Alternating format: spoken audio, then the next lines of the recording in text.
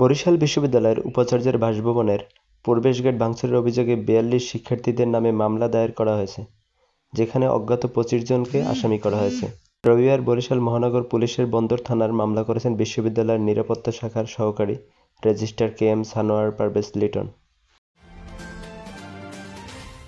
যারা মুক্তিযুদ্ধ না করেও ভুয়া মুক্তিযোদ্ধা হয়েছেন তাদের শনাক্ত করে আইনের আওতায় আনা হবে বলে জানিয়েছেন দুর্যোগ ব্যবস্থাপনা ও ত্রাণ মন্ত্রণালয় এবং মুক্তিযোদ্ধা বিষয়ক মন্ত্রণালয়ের উপদেষ্টা ফারুক ই আজম।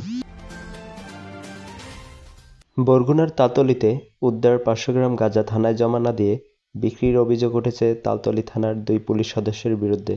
অবশ্য এ অভিযোগ অস্বীকার করেছেন তারা।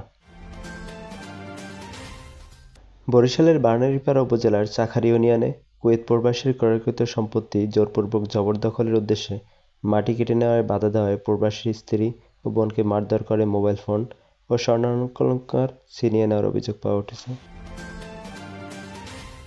বরিশাল শেরেবাংলা মেডিকেল কলেজ হাসপাতালের শিক্ষক সংকট নিরসনের দাবিতে বিক্ষোভ করছে শিক্ষার্থীরা। আজ বেলা ১১টা থেকে কলেজের গেটের সামনে এ বিক্ষোভ কর্মসূচি শুরু করেন তারা। শিক্ষার্থীদের দাবি আদায়ে কলেজের শাটডাউন ঘোষণা করে দিয়েছেন শিক্ষার্থীরা।